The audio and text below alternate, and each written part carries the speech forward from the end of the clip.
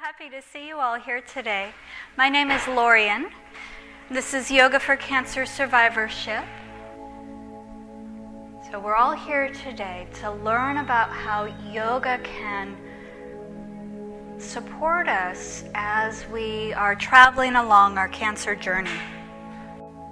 We want to learn how to support those natural defenses. We've got outside forces coming in. We've called in the cavalry. But we want to learn how to keep the body's own ability to fight off these bullies. We want to keep those defenses up. One of the main ways we can do that is by managing our stress. You can manage little bits of stress like that, no problem. We're designed that way. But when we have that stress that we don't get a break from, we're not able to set down, that's when it starts to affect our entire system. It affects our ability to battle the cancer cells. It affects our ability to support the cavalry that's been brought in, whatever that may be for you. So when I talk about the yoga practices for cancer survivorship, it's really about giving you that moment, that break. Okay, now I can pick my water bottle back up. It doesn't feel so heavy. So these are your breaks. These are your times for you to rest, recuperate, support your body. The lymphatic system is such a great way to support our immune system. Okay? So the lymphatic system really travels through the whole body. It kind of runs parallel to the circulatory system, and it allows us to really drain and learn what to fight against. Then we elongate the spine. We notice our breath.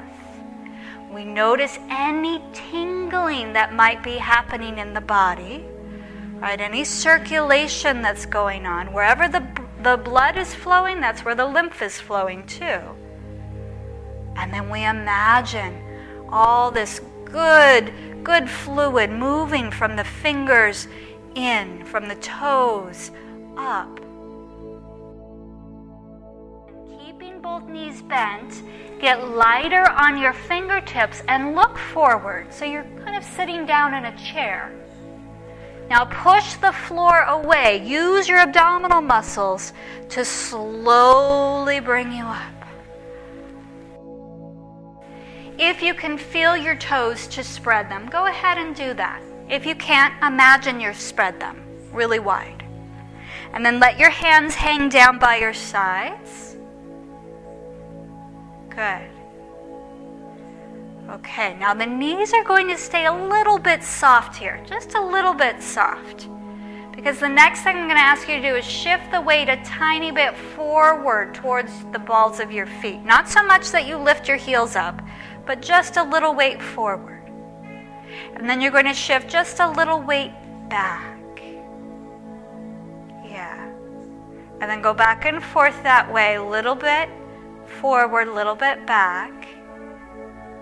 Try to keep the whole foot still on the ground. So it's very subtle, very small shifts.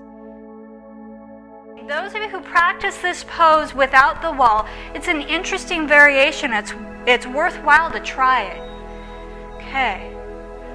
So now root down through the standing leg. Press into the knee against the wall. Yeah, and as you press into the knee, can you feel the two hip bones opening, spreading? Good. If it feels appropriate, the hands come to the center of your chest. Nice. And breathe. Come on out of the pose. And then have a seat. Good. So that your legs can come forward and set your bolster across your mat with your legs over your bolster. We're coming all the way down onto our back. You can either lower yourself down using your abdominal muscles, or you can roll to one side and slowly help yourself down so that you're resting on your back with your bolster underneath your knee.